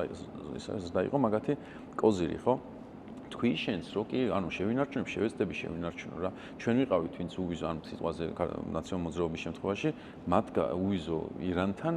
პარალელურად ამერიკასთან ვიყავით პარტნიორები და ირანთან გააკეთეს უვიზო მიმოსვლა ხო ანუ ეგეთი პოლიტიკები მაგ დროსაც კეთდებოდა სიტყვაზე და არ ნიშნავს ანუ ბევრ რაღაც დარჩა უპასუხოთ ხო და აი არასწორი იყო ცალსახად არასწორი იყო და ეგ ბოდიში ანუ ყოველთვის მარტივად წარმოგვიდგენია ხოლმე აი ეს განსაკუთრებით რუსული და სამთავრობო პროპაგანდა რა არის რას გვეუბნება მაგრამ აი რომ რაღაც სურათ წარმოვიდგინოთ მეორე საპირწონე იმის, ეგ ყოველთვის რთულია რა. იმიტომ რომ ეხა თან მათ შორის ხო წინასწარად შეგვიძლია გავიგოთ უკვე რა სიტყვიან, იმიტომ რომ ვიცით მათი სცენარი რა არის, სადამდე რა მითხო რა, ჩაბლონი გვაქვს და აი ეგეც სურათი შეკრა აქეთან მხრიდან რთულია ხოლმე რა, იმიტომ რომ ისინი ძალიან კარგად ხომ არ განსხვავება მანდ არის შაბლონსა და აზროვნებას შორის რა სინამდვილეში ეგ პრობლემა არის ანუ შაბლონი არ მოითხოვს აზროვნებას პლაკატი არის რა ჩეულებრივად რა მამარდაშვილი სხვა რაღაც აფხაზეთი საქართველოს არა კი კაი პლაკატი არის ესე რა დავიჭერე ხავე ხელში მაგრამ რას გულისხმობ ხალხს გულისხმობ მიწას გულისხმობ ძალაც ფედერაციას გულისხმობ ავტონომიას გულისხმობ რა არის აფხაზეთი საქართველოს მაგრამ პლაკატი ძალიან მაგარია რა და იგივე არის მაგალითად რა რუსეთ ჩვენი მეზობელია აუ აგიფრიალებს ახლა ბოჟაძე ვიღაცა და ოპ უცებ რუსეთ შემოძვა რა უნდა კი არ არის ხო და არის რა თქმა უნდა რას გულისხმობ აი რას გულისხმობ აი ამიხსენ კონკრეტულად რას გულისხმობ ყველა მეზობელია აქაც ანუ ჩავშალოთ აბა მოდი და ეს ჩაშლა არის დრო ისა ახსნა განმარტება და იქიდან არ უნდა ეგენი რა იქ არის აი ეს პირდაპირ ისა გინდა მოხდეს რაც უკრაინაში მოხდა და შენ ანუ რა უნდა უყვასო თქვენ მშვიდობა არ გინდათ აი ამაზე რა უნდა უპასუხო საერთოდ ხო და აი ეგეთი სამწუხაროდ ის არის რომ რაც ვილაპარაკეთ მაგის თქმა სჭირდება ნამუსის გარკვეული დონეზე დასვლა და ჩვენ აქეთა მხარეს მაგას ვერ აკეთებ, რომ იქით შეუტრიალო და ისეთი სიგიჟე კითხო მაგალითად რა, რომ შენ მოგწონს, რომ ისა ხალხს როდესაც აწამებენ, ახლა ვის უნდა მოწონდეს, ხო, მაგრამ რო აწამებს ეგ ვიცი, ანუ სადისტები რო არ არიან, იმიტომ რომ ეგ მოწონთ, ანუ იმაზე ვამბობ, დამკვეთებზე ვამბობ, მაგრამ ის რომ ძალაუფლების შესანარჩუნებლად იყენებს ამას, ეგ ზუსტად ვიცი რა. ხო და მაგაზე ვცდილობ ვილაპარაკოთ და უფრო მარტივი იქნებოდა გეთქო, რომ შენ მწვალი, იმიტომ რომ მოგსისხლი გიყვარს, სუნი გეცა და ეგეთი რაღაცეები რა და მაგენას ვერ ვფლობ ჩვენ, იმიტომ რომ მაგენაზე საუბარ სჭირდება რაღაცა გარკვეული თავმოყარეობის დათმობა რა. აი მაგამდეც მივალ, მანამდე შენ ეს მაინტერესებს ქრისტინა, გამეორება, არ გამეორება რა არის ხოლმე მათ სწორი ვარიანტი პროპაგანდაზე. ხო, ანუ ესეთი მზა სქემა არ არსებობს და მზა პასუხი და ძალიან დამოკიდებული არის იმაზე იმ კონკრეტულ მესიჯზე, რაცაც ვპასუხობთ. მეც მგონია, რომ ეს ომის თემაზე, ასევე LGBT თემაზე და ამ კანონზე საკმარისად არ მივაწოდეთ ინფორმაციას საზოგადოებას და მგონია, რომ ჩვენი შეცდომაც არის, იმიტომ რომ მგონია, რომ საზოგადოება ვერ მიიღებს ჩვენ რასაც ვეუბნებით. არა და მე დარწმუნებული ვარ, რომ ქართული საზოგადოება იმაზე უფრო ტოლერანტული არის, იმაზე უფრო გონიერი არის, ვიდრე წარმოგვიდგენია და ვიდრე ვაფასებთ, იმიტომ რომ ჩვენ გვაქვს ის ღირებულებები, რომლებიც ნამდვილი ევროპული ღირებულებები არის და ჩვენ რომ ვამბობთ რომ ევროპა გვინდა არ გვინდა იმიტომ რომ იქ რაღაცა ლამაზი ცხოვრება არის ჩვენ გვინდა იმიტომ რომ მათთან უფრო ახლოს ვართ ამ ღირებულებებით ამ რაღაცა ადამიანების სიყვარულით ადამიანების გაფრთხილებით იმით რომ განსხვავებულ პატივს ვცემთ ვიდრე რუსეთისგან მაგალითად სადაც საშინელებებს უკეთებენ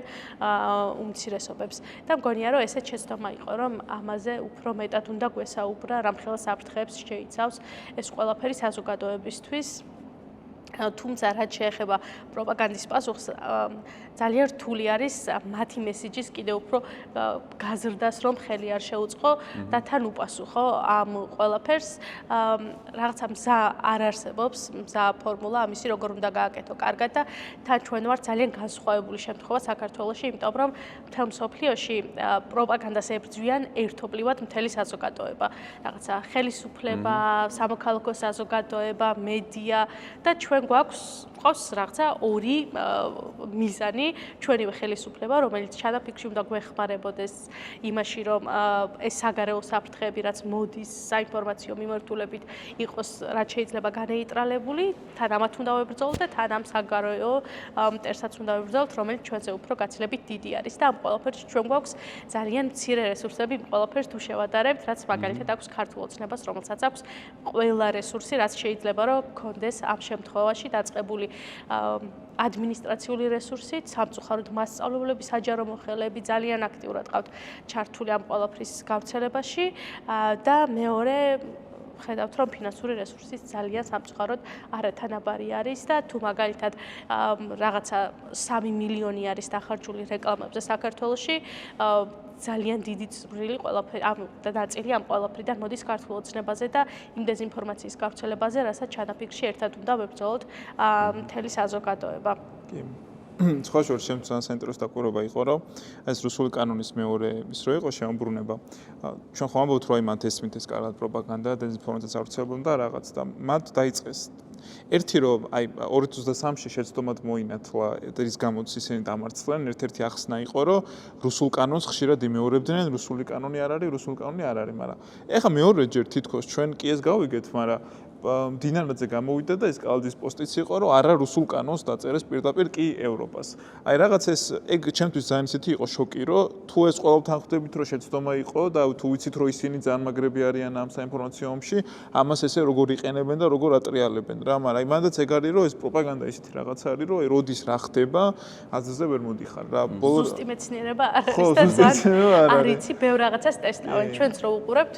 ხედავთ წინასწარ ამ მიმართულებით სწავლობთ, მაგალითად აგენტების კანონს ანამ შემოიტანდნენ, წინა წლის აგვისტოში გქონდა მასალა, რომ მსგავსი რაღაც მზადდებოდა, იმიტომ რომ ექსპერტებად პოზიციონირებადმა პირებმა დაიწყეს ძალიან დიდი კამპანია, ანუ ერთ დღეს ყველამ დაწერეს სტატუსი, რომ აგენტი ყველა ქვეყნის არის აგენტი და არ აქვს მნიშვნელობა ხარ ამერიკის აგენტი თუ რუსეთის აგენტი. და მივხვდით, რომ გამომდინარე იქიდან, რომ სხვა ავტორიტარულ ქვეყნებში, სადაც რუსეთის გავლენები ძალიან დიდი არის, საქართველოშიც მსგავსი კანონი იქნებოდა შემოღებული და უკვე ვიცოდით და ვემზადებოდით ამ ყველაფრისთვის. რაღაც შეგვიძლია ვისწავლოთ, იმიტომ რომ ესენიც სხვისგან სწავლობენ და იმ სხვის გაანალიზებით, რაც გამოიყენა კონკრეტი იქნება თუ რუსეთი ხო ყველას ისეთი დიადი მაგალითი ბჭყალებში. მოგეთ მადლობა ძალიან დიდი. ერთი მთავარი რაც ძალიან მაწუხებს მათ შორის აი ეს რესურსებს როცა უყურებთ, ის არის რომ გარდა რესურსებისა, რაც თქვით, რომ ჩვენ რაღაც მორალურობა არის ამორალურობის წინააღმდეგ და აი ახლა ამ ბრძოლაშიც ეგრეა, ხო? ანუ ყველა კანონი და კონსტიტუცია მართლა თავზე გადაგვახიეს და ჩვენ კანონს ვიცავთ. ანუ ეგ რამდენად შეუსაბამო ის არის, რომ ჩვენ მაინც რაც პატიოსნად, კეთილსინდისიერად, როგორ წესია და კარგია ვრჩებით ესე, მაგრამ ისინი ყველა გზას იყენებენ და გებრძვიან. რა ეგ არის იმაზეც, ხო? რაღაც ეს ამ პრინციპებს ვერ გაცდები შენ, როცა საინფორმაციო ომში ებრძვი. ეგ უპირატესობა იმას აქვს, რომ ის ყველაფერს კადრულობს რა. მაგალითად, ეგ ხო სხვა ომებშიც გამოიხატება, ეხლა ეგ ძეწეი ეწერა ბავშვებზე და თვითონ ის რო იყო თეატრის შენობა ბომბი ჩამოაგდეს, ხო? იმიტომ რომ მათთვის სამშობიაროები დაბომბეს, ხო? ანუ ეგ მორალი მათთან გაუფასო. ხო, მაგრამ მან თუ გვაქვს კიდე ორი წამი მაგაზე როგორ არის იცი რომ რაღაცნაირად ეს ბრძოლა და ყველა ბრძოლა და არის ერთ და იგივე ბრძოლა რა ძალიან ცალსახად კეთილი ბოროტი ცოტა იმ აქვია True Detective-ში რომ ამბობს რომ ანუ ყველა ბრძოლა უდიდესი ძველი სინათლის და სიბნელის ბრძოლის ნაირსახეობა ესა დეტექტივი რომელიც მანიაკებს იძიებს და მან ხედავს რომ იგივეს ნაწილია სამყაროს ბრძოლის ნაწილი ხარ ვარსკვლავებზე და სიბნელეზე აქვს ისა ხო საუბარი ხო და ამიტომ პატერნიც ერთ და იგივე არის ყოველთვის ერთ და იგივე არის და მაგ ამბავში ყოველთვის მარცხდება მეორე სეზონის ბოლო სერიაში კაცი რომელიც მორალურად მოიქცა ის უნდა არ მოკდეს და ის გაიქცეს რაღაც დაემართოს რა, ანუ ლუკ სკაივოკერმა მამამის რაღაც და ვერ მოკლა და უნდა გაიქცეს რა, მაგრამ მესამეში იგებს. იმიტომ რომ სამართალი ურმით ბრძოლა, ხო, დადის, სამართალი ურმით დადის ეგ არის რა, ანუ ნიშნულობა არა, ჩვენ ვიცით როგორ გამარჯვებულები ვართ რა, მე უბრალოდ მართლა დროის ამბავი არის, ანუ პუტინი მოკვდება ეგ ვიცით ზუსტად გარანტირებულად და ისიც ვიცით რომ აუცილებლად შეიცვლება რუსეთი. გარანტირებულად, ანუ 100% გარანტიას გაძლევთ რომ როგორც კი ის კვდება, აქ რაღაცები იცვლება ჩეჩნეთში იქ რაღაც ყველგან. ხო და ამიტომ მან ცოტა მეჩქარება ის რომ ტყუილავ ხარჯავ დროს აი ამ სიგიჟეებში, მაგრამ არ მენანება იმას რომ ესე ვაკეთებთ როგორც ვაკეთებთ რა, იმიტომ რომ უნდა ვიდგეთ მაქსიმალეზე და ყველას აი და ვინც პროპაგანდასთან ერთ-ერთი მთავარი არის აი ტყუილის ამომცნობი ამბავი არის გამეორება. სიტყვის თუ გამეორება. მე ბევრი პოდკასტი მაქვს ჩვენების ნანახი ჩვენი მხარის რა. ყველა არის თავისებურად საინტერესო. იმიტომ რომ ყველა ლაპარაკობს თავის ენაზე, თავისებურად მსგავს, მაგრამ არა იდენტური ენით. იქაური პოდკასტები არის მართლა გეუბნებით, ყველა არის ერთ და იგივე. უინტერესოზე აღარ საუბრობ რა, იდენტური არის რა. ლადო ბოჟაძედან დაწყებული, ვიღაცა საკრებულოს ტიპები დამთავრებული, ყველანი იმეორებენ ერთი და იგივეს. მე რო ვიყო ოცნების ამორჩეველი და ამას უყურო, უბრალოდ სადღაც მეოთხე რესპონდენტზე მიხვდები რომ გონი მართლა მაგიჟებს ვიღაცა, იმიტომ რომ ის არა რომ აი ესეც ამბობს რომ იმათ რადიკალები არიან. ისე ამბობს როგორც წინა თქვა რა. ოღონდ წინა სხვა სივრცეში იჯდა რა, ანუ ბათუმის საკრებულოს ტიპიც იგივე ენაზე ლაპარაკობს და აი ეგ არის უბრალოდ თავმოყარე მსმენელი უნდა იყოს ადამიანი ის რომელიც იტყვის რომ ანუ მე ვერ გავიკეხარ, ანუ სხვადასხვა პირმა უნდა მითხრას ერთი და იგივე და ეგ ვარ მე რომ თავი უქნიო რომ რა კარგად თქვა ამან რადიკალები. ცოტა უკეთ თქვა ვიდრე იმან თქვა რადიკალები. ეს უფრო მომეწონა, აქცენტი ქონდა კარგი. მეტი განსხვავება მან არ არსებობს და მან შეიძლება მოგვეჩვენოს რომ ვიღაცა გვიგებს, მაგრამ ეხლა რასაც უყურებთ, არც მეორე შემოbrunება, არც პირველი შემოტანა არ იყო მაგათი გამარჯვება, არ იყო ეს გამარჯვება. იყო უნაჩქარევზე, ნაჩქარევ, ჩაყარის პროპაგანდა, ორ კვირაში ცადეს რაღაცეები, მაგრამ ეგრე არ იმუშავა. აი გამოვიკითხეთ ჩვენი კვლევის მიხედვით 97% გვეუბნება რომ რუსული კანონით დასაბრუნებელი არავის არ ჯეროდა, იმიტომაც იდგა ხალხი ქუჩაში რა. ეხლა ვინმე რამე დაიჯერა, ამათი ნათქვამი რომ ევროკავშირი არის სამქენით, რა ქვია, რითი აპირებენ შემოტრიალებს, ვერც შემოატრიალებენ, დამთავრებული ამბავი არის ეგ. ამიტომ ეგა ეს ფაციფუცი ეხლა რაც არის უბრალოდ წყალწაღებული ამბავი, იმეორონ, ისეთი რაღაცა მოიქოკა ქვეყნის შიგნით, ქვეყნის გარეთ, რომელსაც უკვე მამუკა მდინარაძე გუშინ ამბობდა, რომ ეხლა მაგის მოbrunება 20-დან ძალიან ძნელი იქნება. ეგ ნიშნავს, რომ დამთავრებული არის ამათი ამბავი და რაც არ უნდა იმეორონ, ჯობია, რომ ცოტა აზროვნებაზე გადავიდენ ამ გამეორებების ნაცვლად. ანუ ამ გამეორებებზე ძალიან მნიშვნელოვანი არის გვახსოვდეს, რომ რასაც ძალიან გვიმეორებენ, არის ის სამი სიტყვა, სამი წინადადება, რაც უნდათ რომ დაგვაჯერონ. და ძალიან მნიშვნელოვანი იყო ჩემთვის ფოთში აქტივისტ ელის ოჯანაშიას დაესხნენ თავს და ის ქალი რასაც ყვირო და ზუსტად იგივე არის, რასაც ბოჟაძე გვეუბნება, რასაც მდინარაძე გვეუბნება, ანუ სამი წინადადება, რასაც მუდმივად იმეორებენ და რომ აბა ევროპა გინდათ, აბა ადამიანი გინდათ, რომ გეები იყვნენ ქვეყანაში, რუსეთი რატო არ მოგწონთ, რუსეთზე ვართ ეკონომიკურად დამოკიდებული, ცუდია რუსეთი. ანუ ზუსტად იმას იმეორებდნენ, რასაც პროპაგანდა ეუბნება ამ ადამიანებს და ძალიან საშიში არის, რომ ეს ყველაფერი რაღაც მომენტში გადადის ქუჩაში და გადადის ადამიანების საფრთხის შემცველ ქმედებებში და ამიტომ რაც შეიძლება ყურადღებით უნდა ვიყოთ იმ გზავნილებთან, რასაც ვუსმენთ და რასაც ვიღებთ, იმიტომ რომ ყველაზე დიდი სიგიჟეც კი, რასაც ძალიან ბევრჯერ გაგიმეორებენ, რაღაც მომენტში შენც ეჭვებ და ამაზე არის პროპაგანდა დაფუძნებული, რომ აი ესეც ისულელებს როგორ მოიგონებდნენ და აი მაგალითად ეს გლობალური ომის პარტია კარგი მაგალითი არის ამის და ამიტომ ძალიან ფრთხილად უნდა ვიყოთ და ძალიან ყურადღებით იმ გზავნილებთან, რასაც აი ესე მუდმივად იმეორებენ ჩვენი პროპაგანდა. მათ შორის ესეც ცალსახად იმის თქმაც, რომ კი შეიძლება რაღაცები გავანალიზოთ, იყო თუ არა შეცდომა და დარწმუნებული ვარ სხვა აზრებიც არსებობს, რომ მათ შორის რატომაც იყო განწყობილება მიღებული, რომ იმაზე არაფერი არ თქმული იყო. თავი არგუმენტი მათი იყო, რომ აი განსაკუთრებით ომზე, რომ ძალიან ბევრი ექსპერტს ვკითხეთ, რომელიც სოფლიოში ამაზე მუშაობდა, ქონეთ გამოსწორებული გითხრეს, რომ არა. ამიტომ ეგ ამბებიც საკამათოა, მაგრამ ნუ მეორე მხრივ იმასაც აქვს ლოგიკა და ამასაც, რომ რაღაცები შეიძლება თან კონტექსტია ძალიან გასთვალისწინებელი, რაღაცები შეიძლება ვქნათ, რაღაცები არ ვქნათ, მაგრამ ძალიან ესეთი რაღაც თითოეული საკითხის მიხედვით არის ძალიან ფრთხილად გასაგები რა და ეგეც აბსოლუტურად მესმის. ხო, ჩვენი სამწუხარო რეალობა ქვეყანაში ის არის, რომ იმის ნაცვლად, რომ სახელმწიფო ებრძოდეს რუსულ დეზინფორმაციას, თავად არის ამ დეზინფორმაციის გამტარი და ჩვენ გვიწევს ესე რაღაც ძალიან შეზღუდული რესურსით, დიდ მონსტრს ვეჩხუბოთ, მაგრამ ნუ მეც მაგის ვჯერა, რომ ბოლოს ჩვენ აუცილებლად ვიმარჯვებთ. ძალიან დიდი მადლობა აქ მომბრძანებისთვის. მადლობა მაყურებლებს განსაკუთრებით მათ, ვინც ბოლომდე გვიყურეს და ვთხოვ, რომ და არა ტროლებს ცხადია, დაწერონ კომენტარებში თავისი აზრი, მოწონთ თუ არა ესეთი თემები, რა შეიძლება გავაგრძელოთ და თვითონ რას ფიქრობენ ამ დეზინფორმაციაზე, ღირს გამეორება და არ ღირს და განსაკუთრებით წარსულში რაც გამოვიარეთ, იმაზე რა აზრი აქვთ. მოკლედ ვთხოვთ, რომ გამოგვიწეროთ. დიდი მადლობა კიდევ ერთხელ და შემდეგ პოდკასტამდე დავამშვიდობოთ ჩვენს მაყურებელს. ნახვამდის. ნახვამდის.